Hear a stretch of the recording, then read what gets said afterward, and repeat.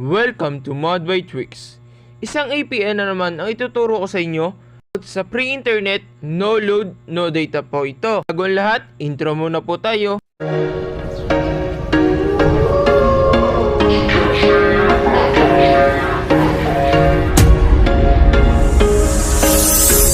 There was once a day that I would pray for you. I'd go and...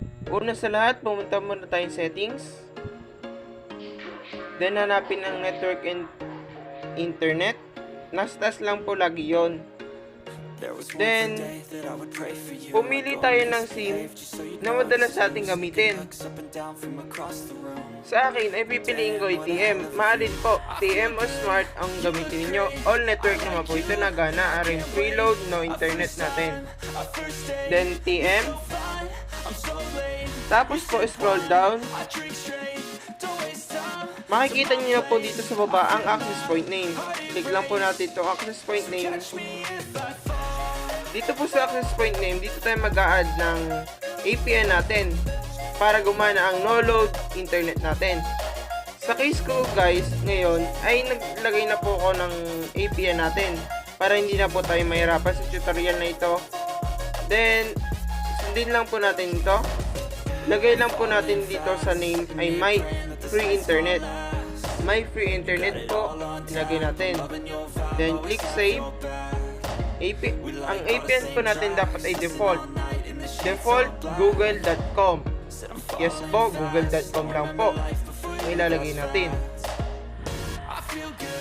Itong APN naman po nito ay mapabilis internet natin. At dalawa pong purpose niya. Ang pabilis at free internet. Tapos, leave lang po natin itong proxy, username, password, server. Ang server po, ilalagay po natin ito ay server po ay H. Habang nilalagay ko po ang server natin, ito po ay malakas po sa different internet natin. Depende po sa ating location. Yes po, depende po sa location natin. Ang nilagay ko po dito ay HTTP MS Free Internet. FR. Yan po. Server. Then po, leave lang po natin itong MMSC, proxy, mesport. Sa authentication type po natin, lagay po natin ang PAP or CHOP. Minsan po pwede ang PAP, minsan na CHOP. Mas maganda po, piliin natin itong dalawa, PAP or CHOP. Pasigurado tayo. Sa APN type naman po, ilagay po natin default and slow. Tapos po sa APN protocol, set po natin itong minsan malakas sa IPv4 at IPv6. Kaya pipili tayo ng IPv4, IPv6 na lang po. Sa APN roaming po, pareho din po natin ipipili ang IPv4, IPv6. Tapos po, i-add natin tong LTE. Pagkakalam natin sa ating network ay pinakamalakas talaga ng LTE sa ating lugar. Kaya kinilik ko ang LTE. Then click OK. Double check. Free internet. Google.com. Leave natin proxy, port, username, password. Ang server po MS Free internet. MSC. MS3 proxy. Then so on and so forth po.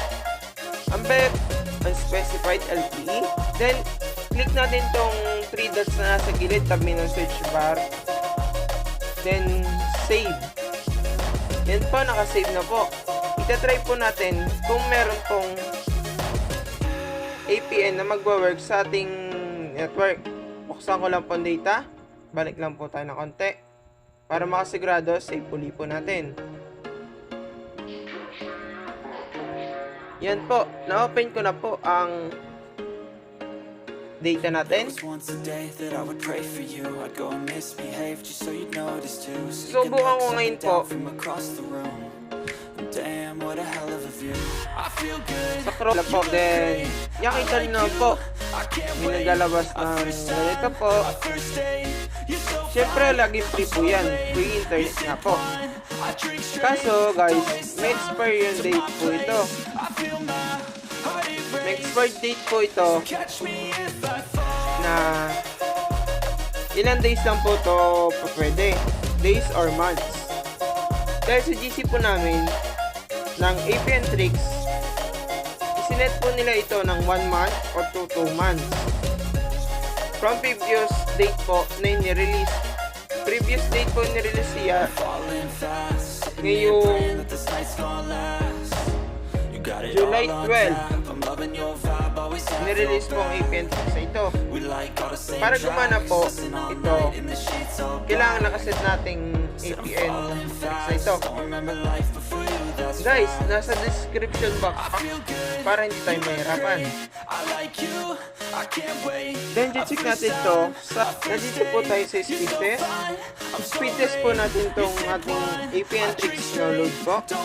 Yes guys, no load and free internet po ito. Then, click go.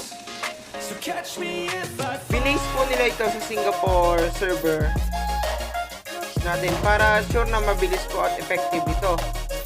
Depende po sa location ninyo ang speed nito. Yes guys, depende sa location natin ito. Kaya subukan nyo na po ito. Yun po guys, umabot po siya ng 20.6 Mbps. Sa upload naman po, umabot po siya ng 32 and going up pa po. Yun guys, ang pinakamagandang APN tricks natin sa lahat ng ginawa kong APN tricks. Marami pong salamat sa ating mga creator ng APN. Ito nga pala po si Mod by Tricks. Maraming salamat po.